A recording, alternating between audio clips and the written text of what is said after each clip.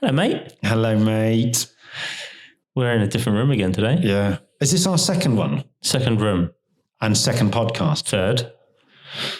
No. Yeah. Dave Dye's the first one. And Mike was second. Yeah, I know what I'm doing. And there's Alex Taylor, or Alexandra Taylor, as she doesn't want to be known.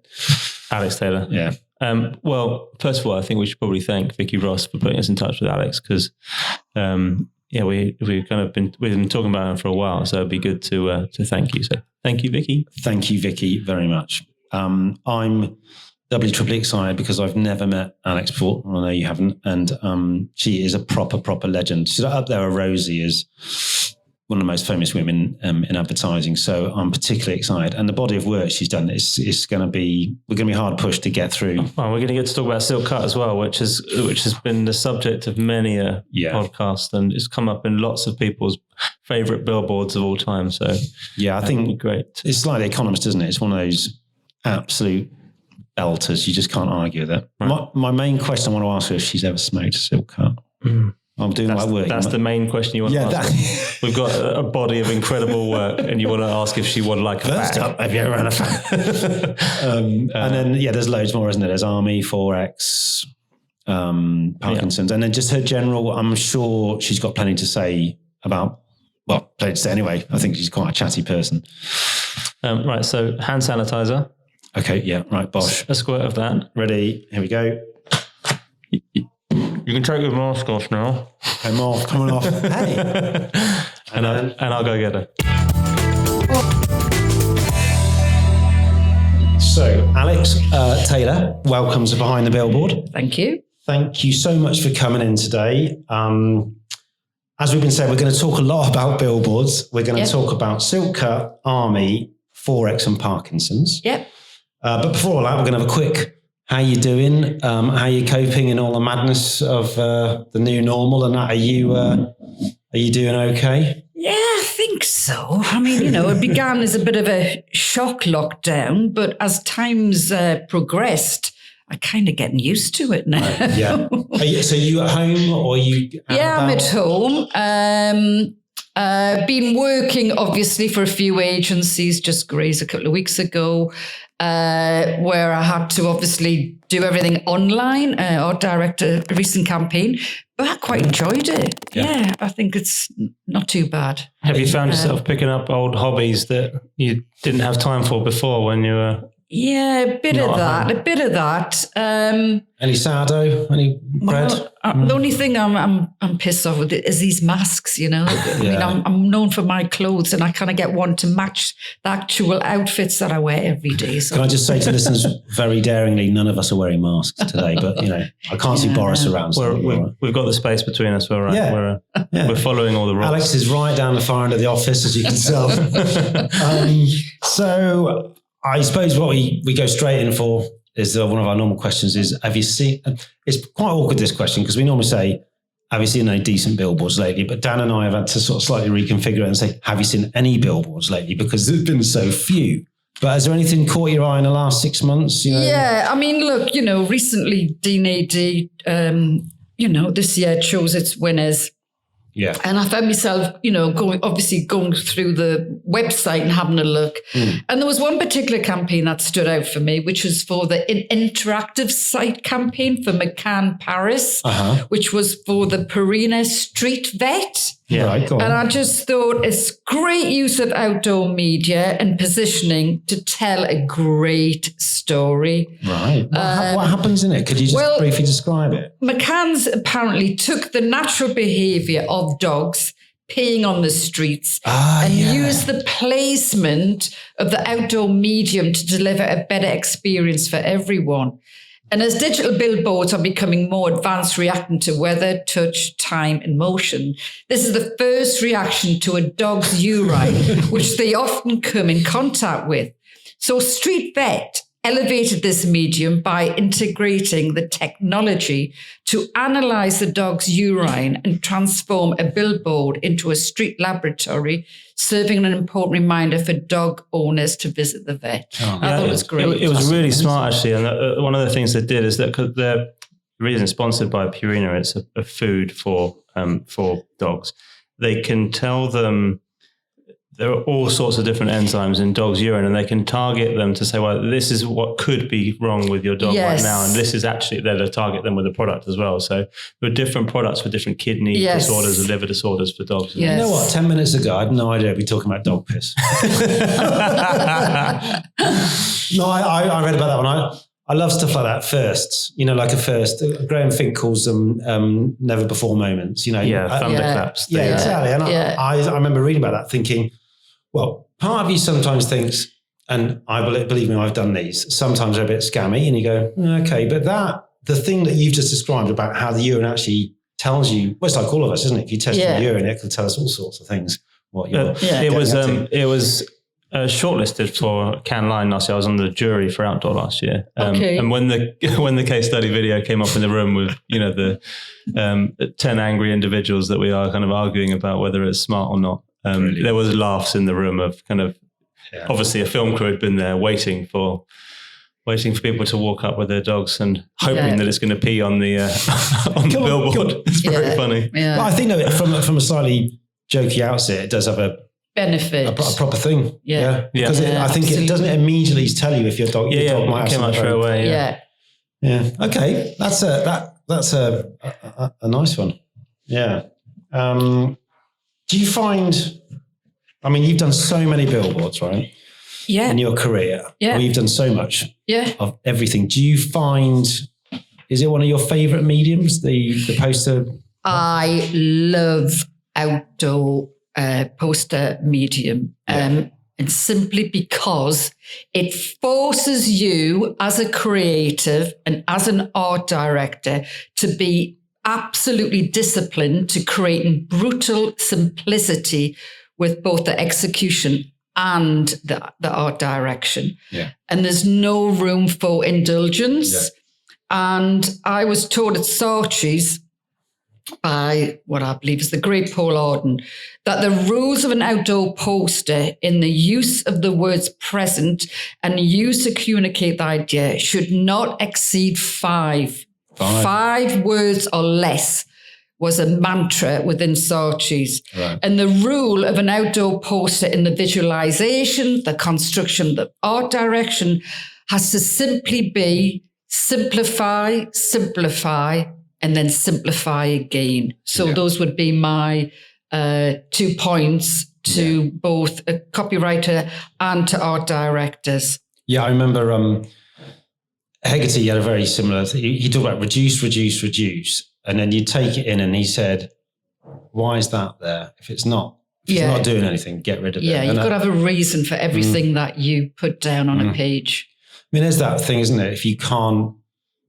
it can't be told in a poster, you haven't got a campaign, which is quite a good discipline, isn't it? Yes, because you brutally have to simplify it to the bones. I mean, do you think, because we've met quite a few guests on, we've talked about the demise slightly of the static poster and the rise of the digital poster, and how sort of digital formats like banners are in effect like posters in a way. So, some people bemoan that, the digital platform, but in fact, Belford was saying to us, it's like a 96-sheet poster. If you treat it well enough, you can do some great work. Well, the interesting thing though, Alex, you pulled out the Purina piece from Paris as one of your kind of hero pieces in the last 12 months. And, that was that's where the digital world is meeting the outdoor world. Digital out of home is, the pixels are replacing paper. But the mentality of the creativity is still poster mentality. That's the most important thing. And that was a simple execution. Dog pees on poster tells dog owner. Can I say, I quite like that, pixels, not paper. Can I just... You're going to write that down. Credit for that. That's quite a good one. He's going to go and buy the .com next. You know what .com is, right? .co.uk. Can you... just to finish up on that, so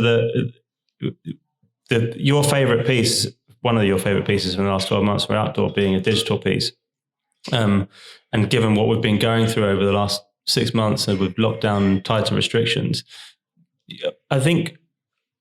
Is there a risk? Do you think there's a risk in the industry of kind of the classic distilled ideas for posters in award shows being missing next year? And that's kind of you've got excellent creative work, you've got excellent art directors, you've got excellent copywriters, but if there are no posters out there over the last 6 months, are the award shows next year at risk of missing out on some of the best work our industry has to offer? And why would you say that there'd be less of them around? Is that because of what we've gone through? Yeah, I mean, from an advertising medium perspective, the industry will probably end up 40 or 50% down in out of home. Yeah, but just because it will be one of the first things to drop off a media plan. Yeah, I mean, it's coming back now, and we're starting to see kind of the numbers, traffic numbers, and audience numbers. Coming back up to where they should be. But over those initial 3 months of lockdown, no one was buying posters because no one was out of home. Yeah. And that means that no one was creating new things, and anything that was created before has gone into probably an archive for a while. Sure. So it feels like it could be a thin year. Yeah. Do you think? Yeah. I mean, be interested to know if you're judging anything this year, let us know, because we've been asking a few people, like, what will you be judging? Because it'll be like, sure. Maybe it's a great year to do something quite good, right? Yeah. I mean, that's the challenge to the creative community, is that you get hold of a brief now, there is even more reason to do something really great. You can enter your Just Do It. See if that goes. Just Do It. Alex, before we get into Silk Cut, etc., just one last thing. We wanted to ask, can you remember your first ever billboard? And was it with Adam, or was it on your own? I can't remember exactly, right, what was my very first poster. But most certainly, one of the first that I did was Silk Cut, for sure, as a junior. And the other one was for Air New Zealand. I remember vaguely doing a poster for Air New Zealand, which was See the World in One Country. And it was taking New Zealand and breaking it down into Switzerland, Sweden, Norway, because of the different terrain and different landscapes. Did you do that with Adam? No, I think I did that with my writer at the time called Mick Petherick. Okay. And then I definitely remember the bobbin being one of the very first posters that I did. Let's do a lovely little segue to Alex. Let's talk about Silk Cut. And I just want to do a little intro here, which I think, I don't know, Dan and I have listened to a lot of people talking about posters the last sort of, 6 to 8 months. And The Economist comes up over and over again. And it's the thing we've probably talked about the most. But I think... We said we're going to stop saying The Economist. It's going to be like the Macbeth of the theatre. But running it a very close second, we think, is Silk Cut. I mean, for the volume, the incredible creative standards, the variety, I think Silk Cut has to be possibly one of the most iconic. I mean, it's sad that, smoking advertising is banned. So it could probably still be running now. Yeah. As the Economist is still running. So I suppose our first thing, what we wanted to ask you a bit was, could you sort of set the scene a little bit on how did you get running the Silk Cut campaign? Did you do the pitch with Paul or with Charles? Could you just set the scene of your position? No, I didn't. No. At the time, I joined Saatchi's as a very junior young art director, and at the time, the president had been set by Paul and Charles. Right. But what happened was when Paul left Saatchi's to start off as a director, I was asked to basically become creative director, take the place of Paul to take over as the powerhouse of running that account. Right. So it was, of all the accounts I've worked with throughout my whole career, I have to say Silk Cut was the most special. And the reason for that was was very lucky to answer directly to Charles Saatchi. It was the only account he had any interest in Saatchi's. Really? So it was an absolute thrill in the way that I presented the work to him. He gave his approval. Is it true you used to have to go up to his office with sort of a certain number, and would he sort of deign whether they were in or not? Basically what I would do is I would give the brief out at the very beginning of the year, and we would need a poster for every month for 12 months. So it was an open brief for the whole It was department. an open brief. Even the receptionist, even the tea lady, even dispatch, even the drivers, anybody could work on it. I think at one point I used to have my whole family working on it in the Northeast. Really, anybody. My mother would have a go at it. I mean, why not? You know, it was open to anybody who came up with a clever idea. Sorry, just to jump. So by that point, the original had happened. The piece. So the campaign was launched. Obviously, for those who don't know, I can't imagine no one doesn't know, but it's a piece of silk with a rip through it. Yes. And that was the launch. Yes, that was the launch. And Alex, lots of people were coming up with ideas. Did the tea lady and your mother, and did they give you ideas? Yes. That's great. There was one guy I particularly remember who was a retoucher at Saatchi's, and he came up with 2 or 3 great posters that ran, and I art directed them. But what happened was we would leave the brief would be open to anybody, and what I would do was at the end of so long, you know, giving everybody about 2 or 3 weeks to work on it, I would collect all the posters, which were, you know, about 2 feet deep, and go through them and go, yes, no, yes, no, yes, no. Reduce or more like, it. No. Yeah, yes. well, possibly. Yeah, that was what Paul would say. Yeah. And then reduce them down to what I believe were the best 12. Right. And the rule was then I would then get them scamped up to a better quality, mounted on board. And then I was assigned to present to Charles, which was a little bit like James Bond going in the VIP lift. Seriously, a lift that was only for Charles and Morris. You would go up to the top floor. You know, I imagine him sitting there with it, stroking a white cat, but you would go in his office, and all he had in his room, right, was one of Damon Hirst's sheep. Oh, yeah. In a cabinet. And a trapdoor. Yes. And across the other far end was a mirrored table, no chairs, nothing on the desk whatsoever. And, you know, I obviously really admired Charles, but there was no small talk. I would walk in the room and he'd go, okay, are you happy? And I'd go, yes. And he'd say, okay, I'm going to stand down the other end of the room. All I want you to do simply, Alex, is to lift each poster up and I will say yes or no. And his attitude was this, you know, all this conversations with clients, account people, analyze and de-analyze and research or right or wrong. His attitude was, I'm the consumer. And if I like it and I get it, it's as simple as that. Right. Which I love because I think there's too much bullshit in the business anyway. And that suited me, right? So I would stand at one end, he would be at the other corner. And I was extremely lucky because during all the time I presented to Charles, he never said no. He would just literally every poster I held up, he would bang his fists on his mirrored table and go, brilliant. Next one, brilliant. Next one, brilliant. And lucky enough, I produced work with my entire creative flow, which he really liked. Well, I think there's more than luck. I think that's a lot of skill. Well, you know, but we had a lot of money, you know, which meant that it wasn't just a poster, a 48 sheet or a 96 sheet.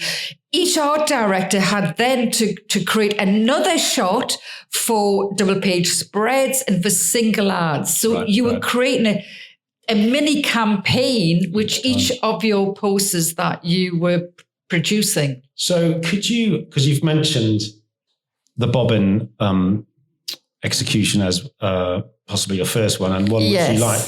Would you better talk us through that? And also, I can see something on the table which looks remarkably like the bobbin. Yeah. Ladies and gentlemen, we actually have the bobbin with us today from this wonderful 48 sheet.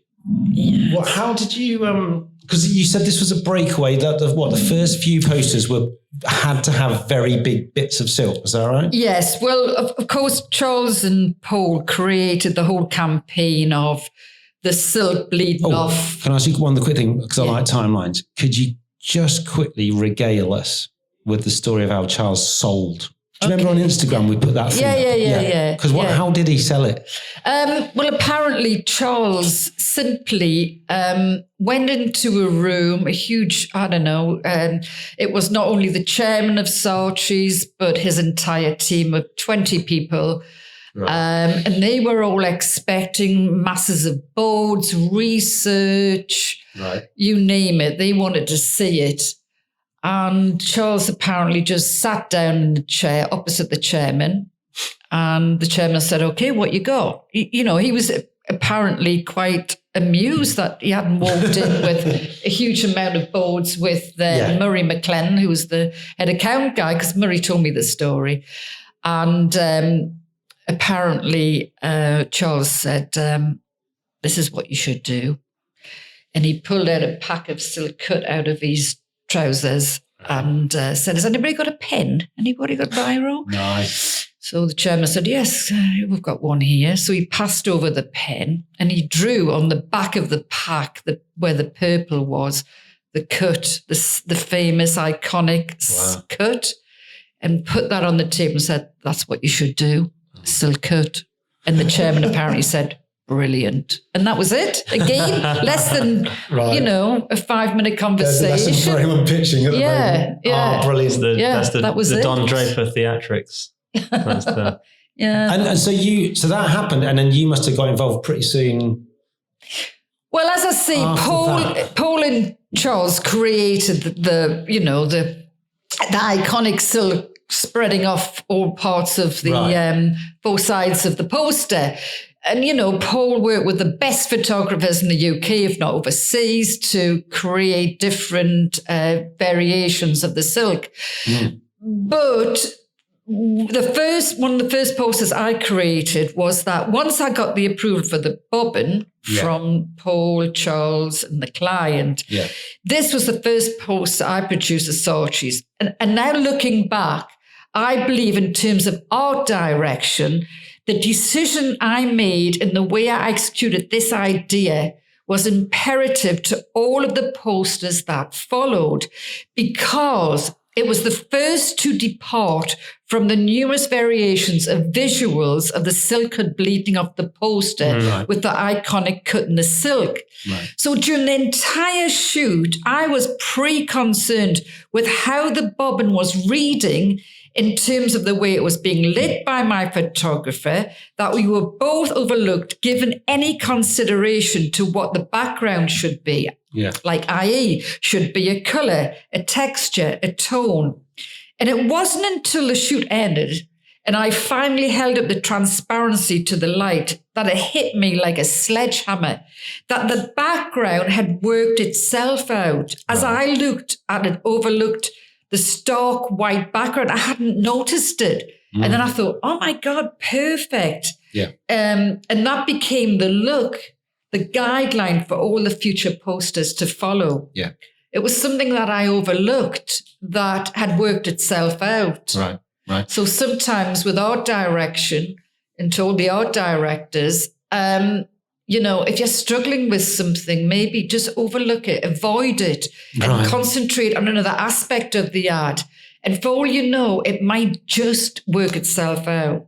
Because the bobbin I'm looking at now, so the poster, for all intents and purposes, looks like a regular, small, beautiful, cute bobbin. But in fact, how big is that? What would you say? Well, I would say that was about... I think it's something like 18 centimetres wide by about 14 centimetres deep. I did measure it this morning. And when did you make that decision, or when did you and the photographer... Who was the photographer? Sorry, it was... The photographer on this one was Graham Ford. Right. And did you both agree you needed something bigger? The reason why we didn't work with a real size bobbin was that I was being told that it wouldn't reproduce to the size that it was eventually going to be. So with a lot of the silk cut images, we used models. And because had to do that with this, as I mentioned.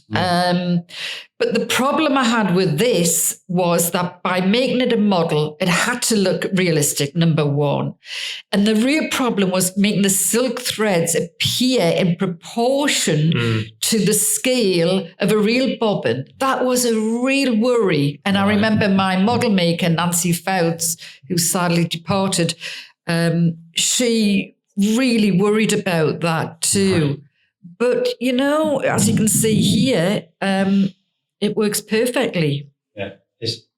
I'm so pleased you brought it in. It's it's brilliant. Well, it's sweet, isn't it? Yeah, it's really sweet. Martha Riley talked to us about Nancy before as well, and we've credited her on one of our previous podcasts. Right. Amazing model maker. And right. Yeah, she Virgin Atlantic, wasn't it? Well, she did all of the models for Silkwood, even if, you know, one of my younger art directors was working on a particular ad. It was just no discussion. She was the best model maker in London, a joy to work with. And I've got very, good times, I remember, with her. Once you've done the bobbin, I suppose that must have given you a lot of confidence to go, right, I don't have to rely now on silk bleeding off four corners. Yeah. And it must have opened the brief up dramatically for the creative department. What was the next one? Could we talk about? We're looking at a pair of scissors that have been. Could you describe what is that? Yeah, well, these are a pair of scissors, and the actual silk is being bounded around the actual the sheaths of the scissors, so that the scissors can't open up. Right. My problem with this poster has always been this. I've always believed that this poster should have been the very last poster because it's the end of the cutting. Because it's the end. Yeah. And I remember arguing with Paul about this early on, and he didn't agree. He made this like number 2 or number 3 in the series, because I remember shooting this quite soon after shooting the bobbin. I was on a bit of a run. Yeah, definitely. And what I'd like to say about this poster is this is a great example of incorporating one of Helmut Krohn's most famous lines, which is, God is in the detail. Right. Because it highlights with this belief during the production of creating the wrapped silk cut scissors poster, as my reputation at the time quickly traveled to whispers amongst my peers and other agencies regarding my obsession to cast over 200 pairs of scissors in pursuit of finding the perfect pair. Yeah. Well, Steve Trott talks about it all the time. Wow. 200, that's amazing. And the point I'm making is that proving that the detail of finding the perfect pair had to be picked, elegant blade length, overall beauty in their shape, and the detail, markings, discrepancies, the metal picked up, including the actual size, shape, beauty of the screw holding the two blades together, had to be, in my opinion, exquisite. Wow. Did you work with your photographer on this, or did you take charge of the casting more than him? Because sometimes, like some jobs you do, photographer just takes it away and you go, great. But you're a real art director. Did you always get that involved? You have to. I mean, you're not doing your job if you don't get that involved. You have to be completely engrossed in the problem and take the responsibility. I have great respect for the photographer I worked with, which was Daniel Jeannot, but at the same time, the model had to be made in advance of working with Daniel and the shoot. So although I cast, hundreds in the UK, I couldn't find them. So when I went to Paris to shoot with Daniel, we went out a few days earlier, and I actually found these scissors in an old haberdashery shop in one of the shops in Paris, and I knew instantly that they were just absolutely right. Yeah. And to this day, I can look at that poster, and again, to any budding art director listening to this, you should adore your work. I can look at this poster now and go, I fucking love those scissors. And they're now 30, 40 years old, but I love them. The way you just described them, I'm loving them now already. I'm not kidding. The way you went into the detail, I don't even know what that is called. What did you call the bit? Sorry? The long bit. The shaft, that's what I call it. The legs. Yeah, the legs. Sorry. See, that already just makes it more interesting. Alex, have you still got the scissors? I haven't actually. I don't know where they were. I was thinking that yesterday, actually. But they're just elegant, they're beautiful. So, make sure, guys, you are directors, that whatever you're shooting, you absolutely fucking love it. Yeah. Because you've got to live with that image, that object, for quite a long time. I love the thought of you traveling to Paris with a suitcase full of 200 pairs of scissors to decide which ones to shoot with. Try and get some security with that. These days, you wouldn't get away with that. Anna from Mother, the ECD at Mother, she talked about something quite interesting where when Mother had Coke as a client, one of Coke's main billboard sites was on the entrance to Mother. So you'd come around the corner, you go to work and it would be there. Okay. So she said it was quite daunting in a way, because if you got any brief or any work through, it would be there for everyone to see. Oh, that's what I mean? And so that. It's sort of, because it's one of those mediums we talked about, you can't hide from. You can sort of, it's there for everyone to see, not just like you lot. And it's a real kind of test of like, would you want your poster opposite your office every morning? And I think that's a good rule of thumb, isn't it, to possibly work across? Yes. Do you think this work had, this whole series had a impact on the competitors? We talked off air about B&H, but do you think, the quality of this whole series of work forced the competitors to get their heads in the game as well? Oh, definitely. At the time of the reign of Charles, Paul, my time at Saatchi's, I know for a fact that every client wanted the creative flow to do a poster for him. It was the thing, it was the icing on the cake in media. Every client wanted a great poster on the level of Silkwood, so that they could be discussed at their dinner parties and their friends could say, what are you doing then? Was it a bit like Nike, Adidas, Virgin, BA? Did you see yourselves as the sort of the underling to B&H because B&H had started it, or was it not like that? I think that B&H had come to the end of its reign. I don't necessarily remember thinking my poster's going to be opposite of Benson and Hedges. I think for me, maybe more Paul's era, but I felt as if that had reached maybe an end. But my God, the quality, the level of the ideas coming out of CDP was stunning. I remember that work. It was beautiful. Yeah. And I suppose that became the benchmark for Silkwood. Yeah. I mean, I suppose the whole thing, because I was thinking about this morning about the reason the work was like it was because you weren't allowed to show people smoking. There was the ban. And in a weird way, it pushed you into a really challenging but brilliant corner, wasn't it? Yeah. Prior to that, you could have shown people enjoying the product. All you can do here is talk about the name. Yeah. And in a way, you've just looking at the bobbin again, you go, that couldn't be for any of it. Once you see it now, you just think, well, it's like. But I think sometimes, and I really believe this, that a lot of creators moan and groan about restrictions, not much money, and especially we haven't got enough time. It's the biggest thing I hear always and over and over.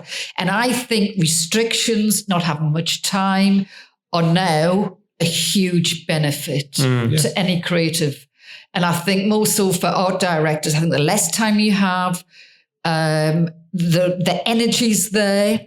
You have to prep the night before. And I think there's a lot to be said about having less time. Go on, Dad. I think some of the best work comes out of the constraints that are in place. Absolutely. And whether that is the client hasn't got any cash, or whether that is the idea is too big for them. As you say, once you distill that concept and you've got creative brains behind it, there are ways to pare it back to get, or to even just to condense it into something that is simply brilliant. And I think that all too often I hear in our world, in the digital world, is they can't afford to do that, or they can't afford to do this. Well, we haven't even got there yet. We're talking about the concept, and if we take those constraints out of it, let's think about what the idea is. I think it concentrates the mind when you've got a date and a a budget. Well, cigarette advertising is a great example of it. The main constraint is you cannot show the product. Yeah. So that didn't stop great creative work happening, because this is amazing work that we're looking at. Yeah. Talking amazing work, let's move on to another one, which is a rhino. So this is a rhino with a very large silk hat. I heard this was a favourite of Charles as well. Could you it was. Apparently this? it was his all-time favourite poster. Yeah, it's Saatchi's. And is there was it one of yours, or was it a team? No, this was done by, the concept creators were Vanessa Rosser and Michael Campbell. Right. They were young guys. And obviously, I had to get involved to oversee the art direction of it. But just in case, you're in doubt, this is not a real rhinoceros. Again, it was a model. Right. Again, it was made by Nancy Fowler, and it measured roughly about 2 foot high by about 3 foot long. Oh, sweet. It's probably the worst shoot I've ever had in my entire career to this date. Every time I look at it, I think, the fucking shoot was horrendous. Whoa, it looks great. Yeah, it was absolutely appalling. Where was it? Well, it was in Paris again. I chose to work with a fashion photographer called Tien, whose lighting, I chose him for his lighting because he has, as this image now shows. I'm trying to make it lighter. Oh, okay. We're looking at it on the screen. Quite dull. But basically, he highlights in his fashion shots one particular area and makes the rest of the image very dark. So I thought he was completely right for this concept, because what I wanted to highlight was the actual home going through the actual hat.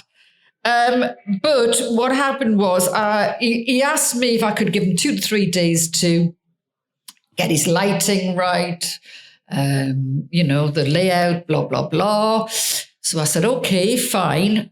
That made me slightly nervous, even that, because I'm thinking, oh, fucking hell, if I go there in 3 days' time and it isn't right, I just had a bad vibe about it. So after about 3 days, he calls me into his office and he says, I've got something. I'm really pleased with it. I am pleased. It is fantastic, Alex. You will love it. You will love it. And I thought, oh, shit, I hate that, because I usually I don't when I'm told that. So anyway, he shows me the shot he's taken, and I couldn't believe it. It was just, and I find this a lot. I worked with Helmut Newton, had the same problem, that great photographers sometimes do the complete opposite of what you've hired them for. And he showed me this shot which bear no resemblance to what was in his portfolio. Oh, God. So of course I said, it's not right, we've got to look at this again. I'm after your classic, your lighting style. And before I could even finish my sentence, he simply went up to the rhino and in one fierce kick, he actually destroyed the rhino. The rhino head went off in one direction in the studio. The body went off on the other. Oh, my God. The horn went off in some other direction. And I remember Nancy and I looking at each other going, what the hell? What was it? Yeah, what was it made of? Sorry? What was it made of? I can't remember what. I think it was... fiberglass or something. Fiberglass, sorry. I think it was fiberglass, yes. What had irked him so much? Sorry? What had irked the photographer so much? Well, I suppose he's not used to people telling him that they're not happy with what he's created. I mean, he's in the fashion world. It's all sycophantic, isn't it?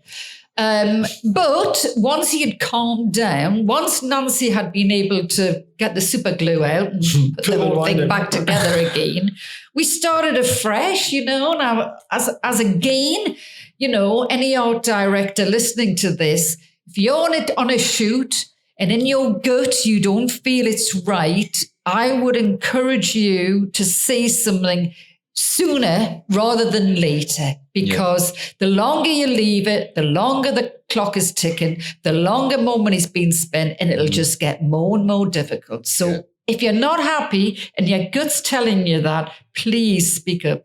Yeah, I think you're right. So it's a horrible feeling. You have to confront something, but it's like you said, it's better to do it at the beginning rather than at the end and rely on retouching and whatever people rely on. So, I thought, again, this had to read as a real rhino. You had to believe that, And when we set this up, I said to Nancy, is there anything else you can do to make this look more real? And she brought a plant spray. So she just simply sprayed the rhino. And as you can see, he's highlighted on his shoulders. The sweat. The light. Yes. And it was like all the sweat and all the grain and all the muck. It was just a lovely touch that just somehow made it more believable. Yeah, there's something with the eye. It looks amazing.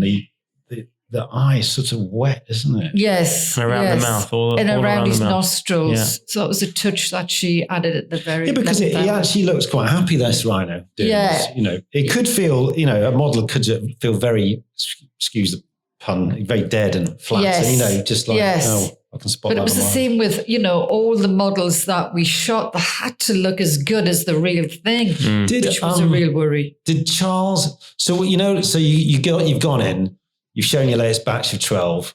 He's gone, I like that rhino. And then you've gone over there and you're probably thinking, got to get that one right. Did you know that was one of his favourites? Or at the end, did he go? No, I found that out through probably Murray McLennan. He never said anything to myself, but I was told later that was his all-time favourite poster. Did you have any, so just in the whole body of the silk cut work, did you have any where, well, do you think that's one of the most popular? The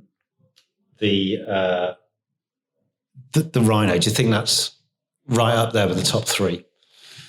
I think so. I don't think it's my favourite, but I think I can understand people remembering that one. What's your? I've got a few more here. I'm going to just, on the screen we've got, now that's a Christmas present wrapped with a pair of the ribbon's like scissors. You're keen on this one, aren't you? Yeah, I like that one a lot. Is there any particular reason? Just because I think because maybe it slightly goes against the brief. What I mean by that, we had to have one for Christmas in December. And there's something about this one that I just still to this day feel it's a bit odd.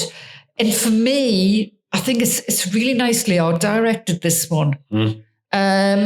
And again, I can look at this till the cows come home because I think it's great. Yeah. And again, to any art director out there, I've been asked this question quite a few times about, do you feel, Alex, that you always get to a point where you're really happy when the ad has to go in whatever medium that is? Because a lot of art directors say still unhappy.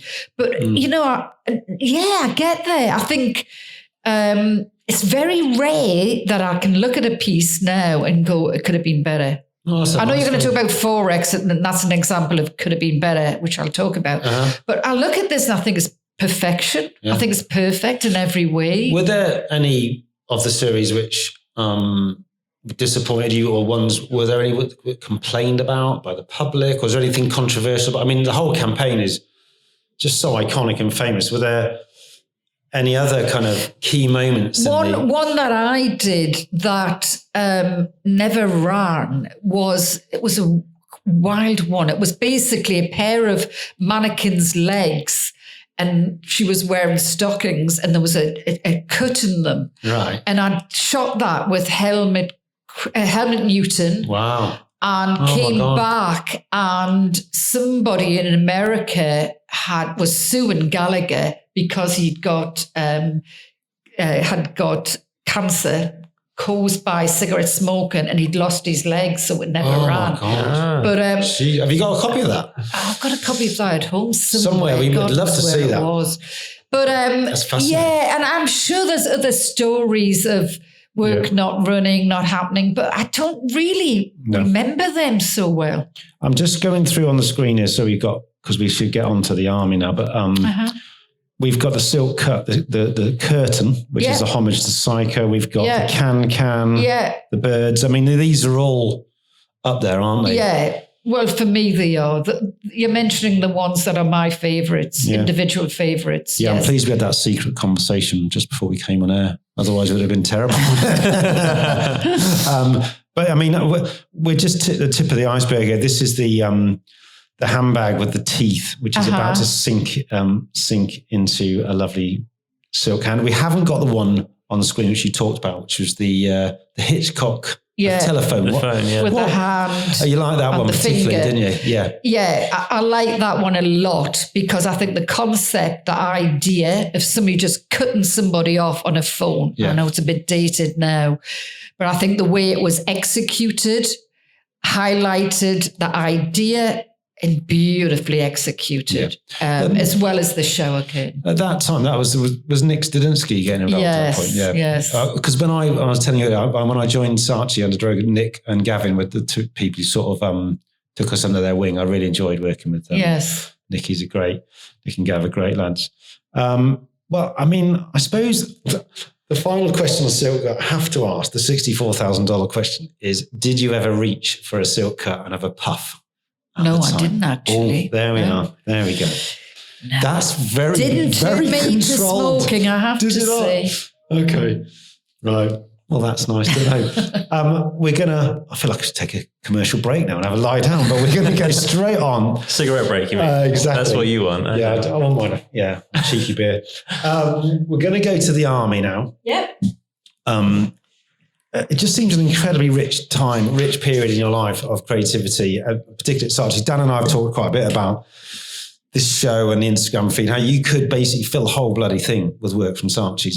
It was relentless, the great work that was coming out, and none more so than the army, be the best.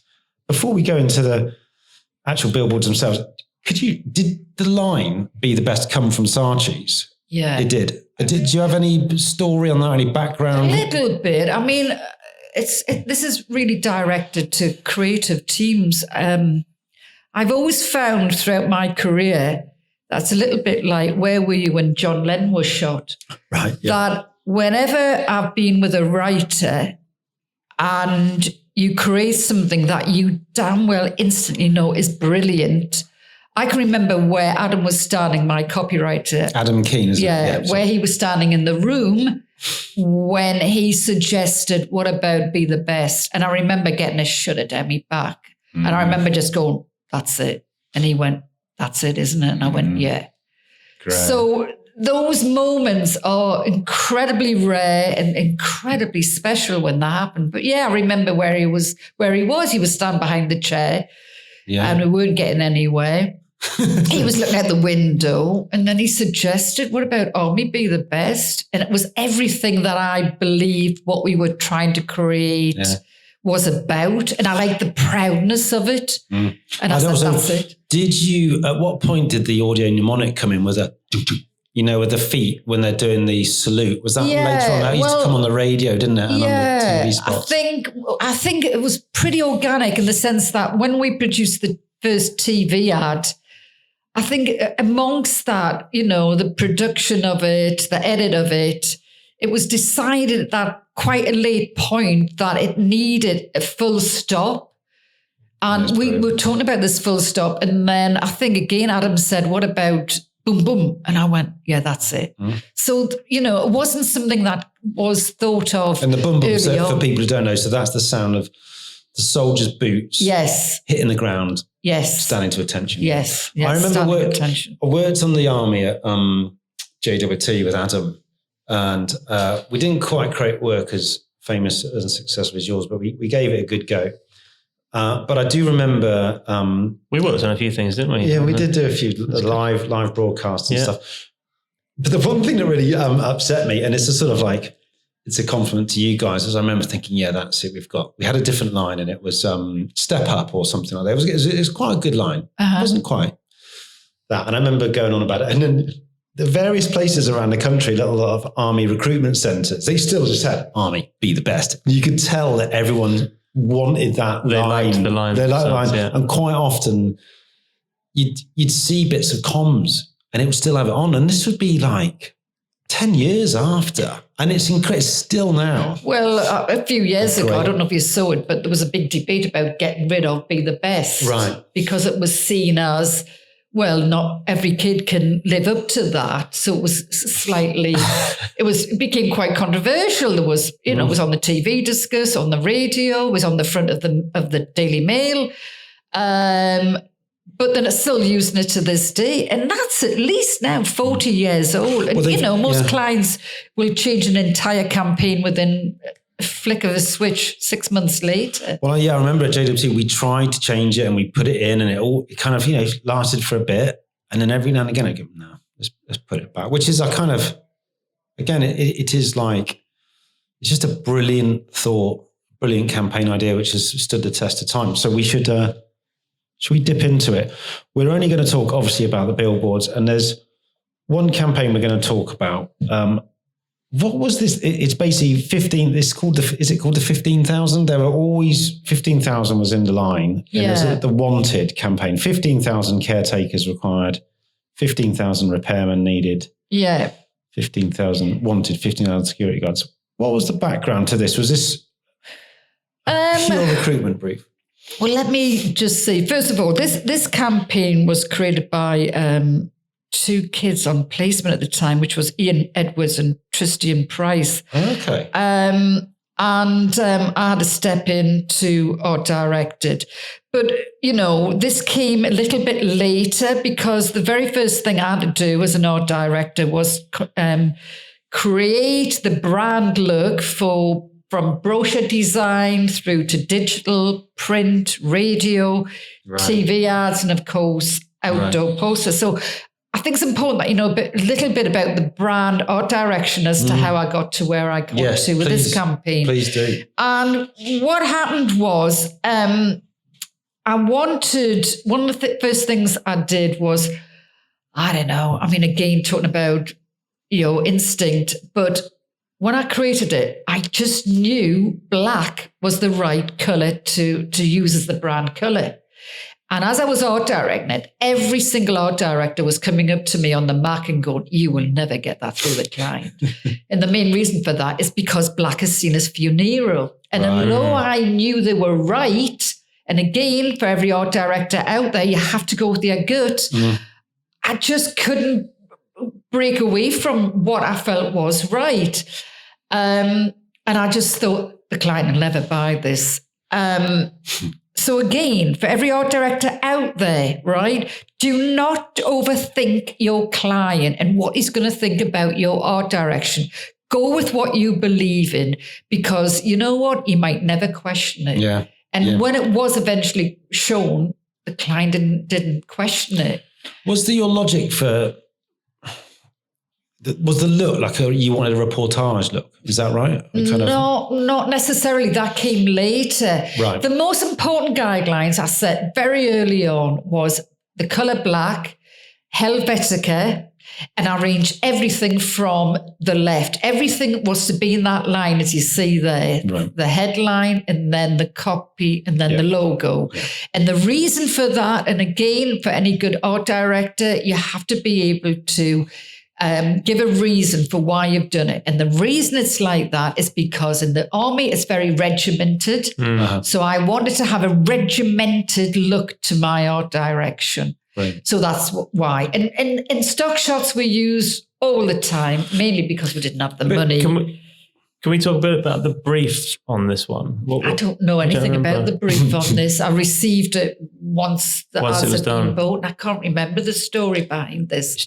I think just for this campaign, it just shows there's been a definite shift in army advertising, and I think this is obviously part of that. The catalyst for that is showing beyond the traditional army roles, and I think that's from here very simple. Copy, poster mentality, simple visual. You can see that in all three of these pieces for sure. Yes, beyond fighting, isn't it? It's not just fighting an enemy. Yeah. It's not traveling the world. It's not, it's well, repairing cities, helping people. Yeah. Looking after places. It's less. I mean, I suppose it's just another dimension, isn't it? From the work. From what we started, which was are you good enough to be in the British Army, which was what the original thought was, which was talking directly to the man sitting on the sofa or the woman on the sofa. You know, we questioned them. Are you good enough? You know, be the best, have some balls and go out there and show what you're capable of. So I suppose this campaign was another variation on that. It's interesting, just you said on the, you know, some work you look at and you just instinctively go, that's great, it's good, it feels right. But then when you say the reason why you did Helvetica, arranged that because you wanted it to be regimented, then you start thinking, oh yeah. So there's magic behind what you do. It's not just, it hasn't just fallen onto the page. You've thought about. Oh no, you must think about everything, every aspect, every element on your page. You've got to be able to justify. You know, Helvetica hadn't really been used when I started this campaign. It's now become, you know, the in face, and it's used on everything. So when I like this idea of you know, you go to a client and you say, it's got to be this, got to be that, got to be other. But then you have to have reasons for it rather than going, oh, I just liked it. No, that's not good enough. Yeah. No, because I think, because then you have a piece of logic to go with, sort of some data to When say. I was head of art at Saatchi's, right, I would never accept anything from any art director if they couldn't justify it. You've got to be, well, how the hell could I sell art direction onto a client if I haven't got a reason for it, or he hasn't got a reason for buying it? Yeah. I think it's wonderful to hear that. And I'm loving all these tips. We were going to have a bit at the end about the tips. You just got tips all the way through. This is a podcast of tips. Thanks so much.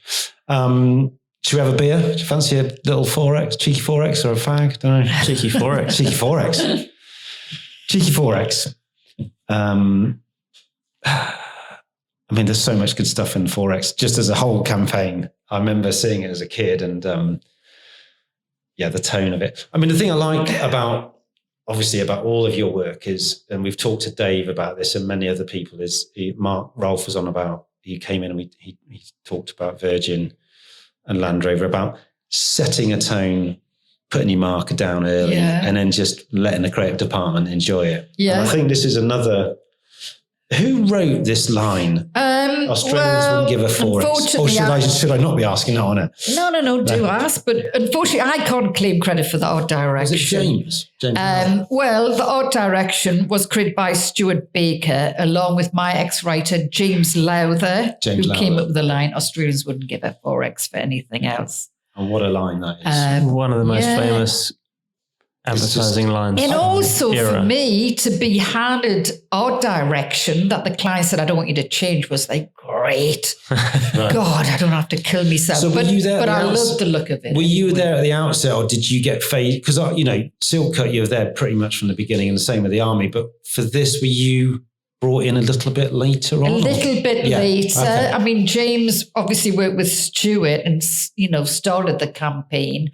But I worked with James quite early on, once it had been established, i.e. the art direction was approved, and the line was approved. So it was just a matter of coming up with more concepts. So the one we're looking at the moment, it sort of could be a still from a TV spot, but you probably spend quite a lot of money on that UFO. So it's just two lads and there's an enormous UFO flown over them, but they're just pointing to the pub with the 4X on the roof. Did you shoot that? Did you go to Australia and shoot it and retouch?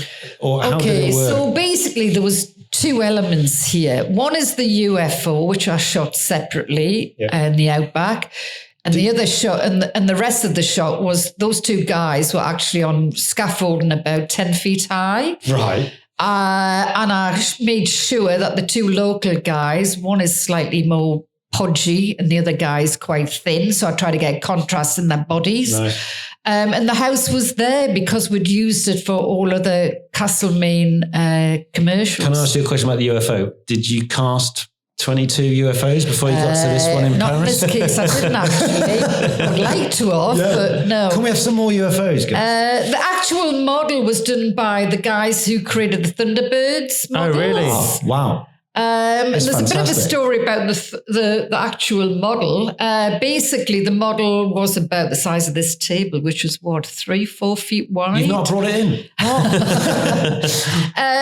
And it cost so much money to make, apparently. I can't remember how much, but the client was so nervous about the actual shoot that we got permission to fly it first class on the plane. It took up 2 seats in first class, wrapped in bubble wrap with the 2, the seat belts.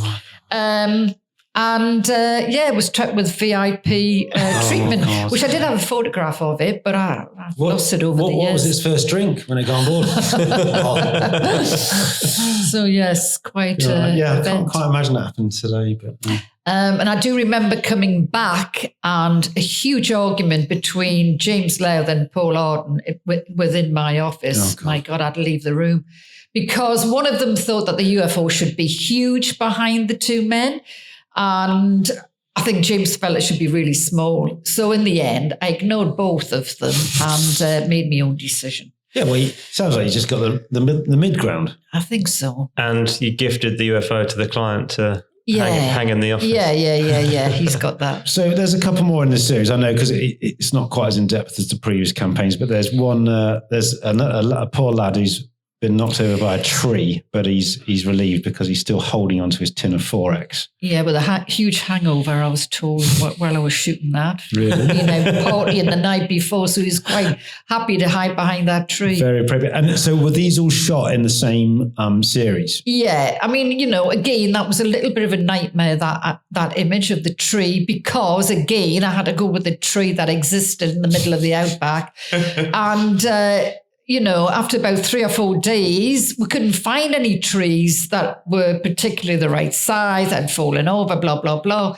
And in the end, me and the photographer gave up. We headed to the nearest watering hole, and he sent his assistant out, who eventually found that tree, which again, I thought, oh my God, it's perfect. Yeah. So, of all the trees, that's a belter. It's pretty good. It was just lying there. And then, of course, possibly one of the most famous, but was this part of the campaign? It's an alligator. It was, but it's I didn't direct that one. Crocodile. Sorry, that's crocodile, isn't it? Yeah, that's the crocodile. I mean, that's one of the ones where great image. I love that. And the arm is coming out. Yeah, but I think that was art directed by Zelda Malin and Peter Gibb, I think. Right. But it's a great one. I love that one. You've got such a good memory.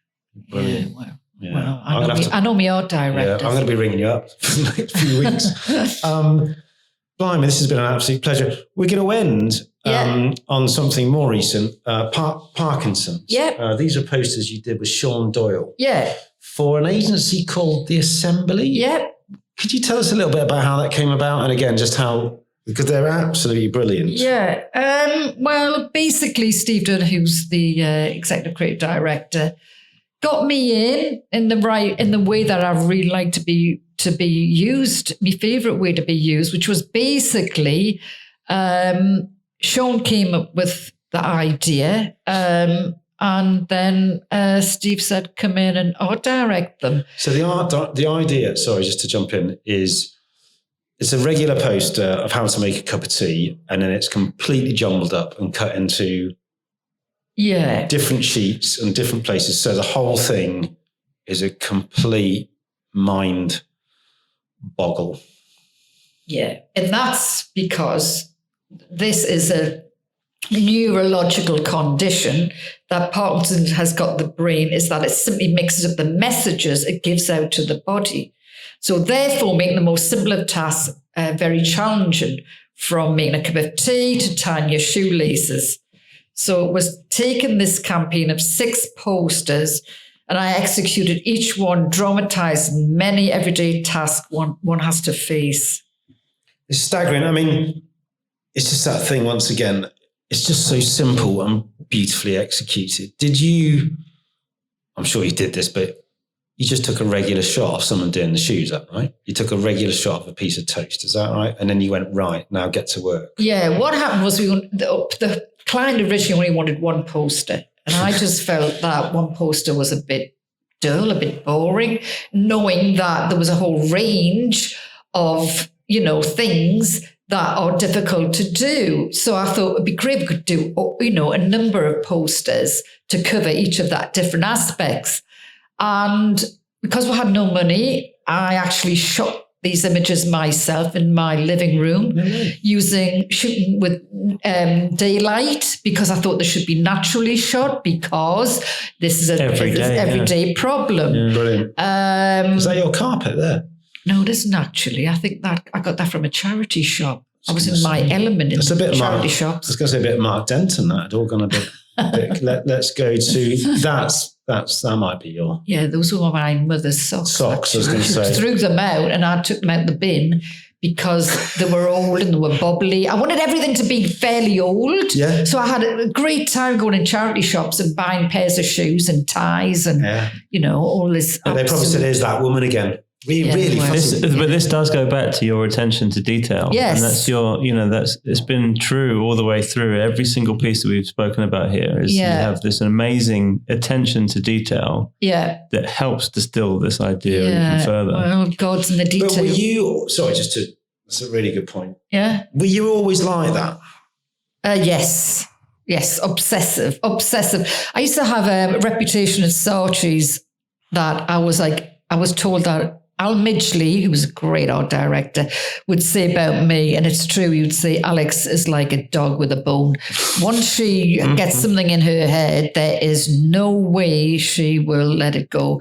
And my mother said that in previous interviews about me being extremely stubborn. Your mother and I said suppose that? Okay. But I have that kind of reputation. Are you like that outside of your professional career as well? Yeah, I think so. I think when I decide on something, I find it very hard to give in on something. And was that through school years and all the way through? Yeah, I think so. Yeah, I mean, there was an interview done when I won the President's Award, and my mother.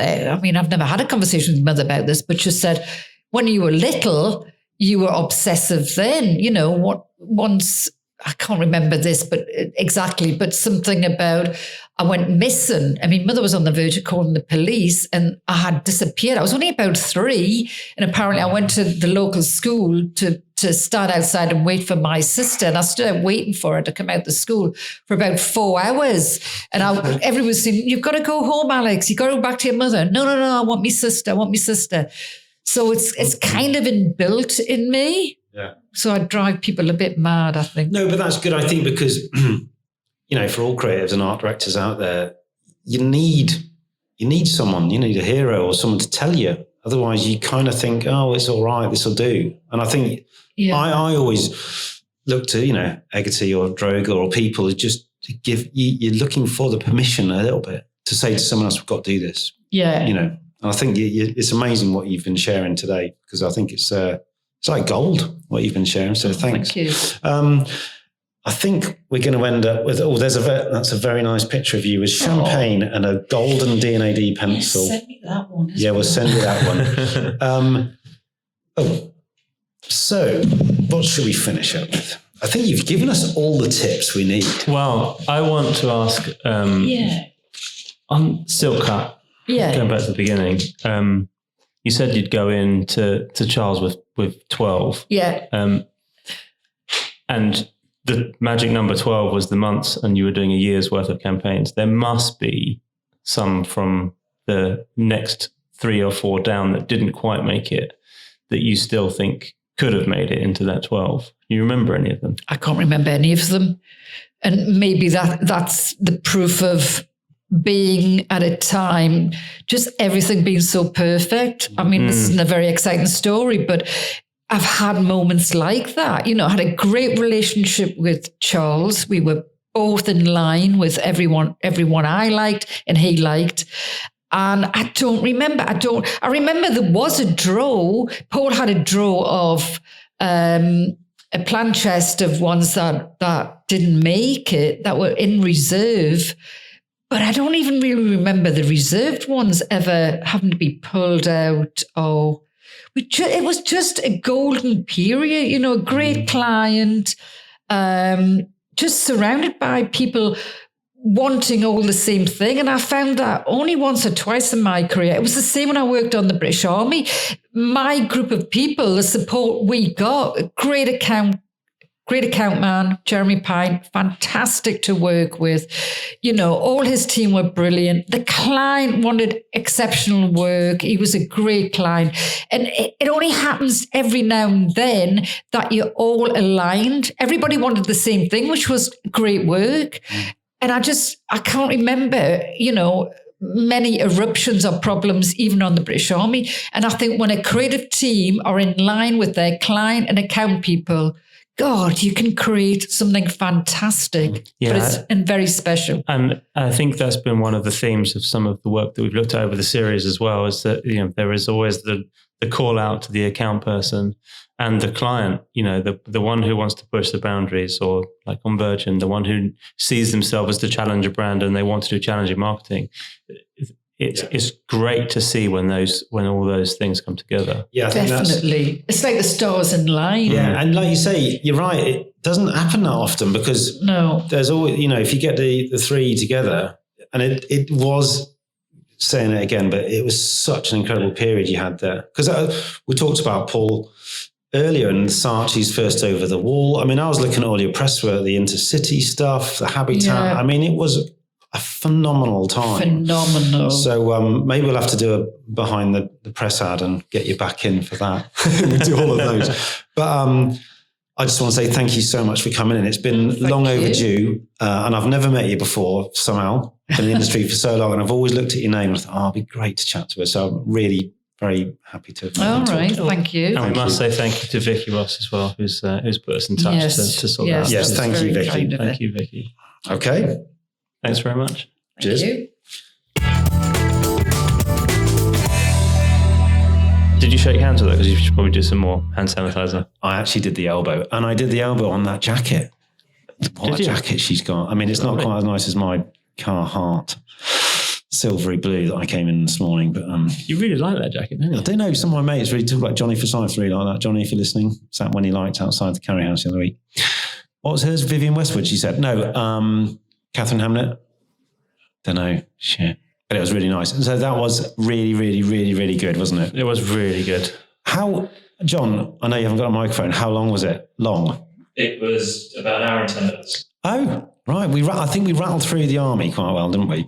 I think Silk Cut was just, blimey, we could have done more, couldn't we? Wow. I mean, yes, but I think, as I said, the theme running through all of that work is the attention to detail that she brought to all of those accounts as an art director. And I think that is, I don't think it's on display enough. Yeah.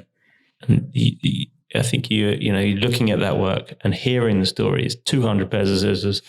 I mean, God, that is, it's bordering on obsessive. But then what I love about it, she's very open about it. She's saying, you've got to do it, or even she can't not do it because it's actually inside of her. That's who she is. She wouldn't think of anything other than looking at the tiny screw on the scissor and saying, that's the one, that's the pair. But, I think we can all learn from that. But, everyone just generally about being creative, just keeping going and looking, keep looking. But no, I enjoyed that immensely. And I think it's not the end of our conversations, Alex. I think it might be just the beginning. Yes, exactly. Yeah. Don't forget to follow us on social. And once again, thank you to our sponsors, Talon Outdoor. Yeah, thank you, Dan, today for being wonderful. Thank you, Hugh, for just being you. And thank you, John. Yeah. Thanks, guys. John, the machine. Bye. Bye.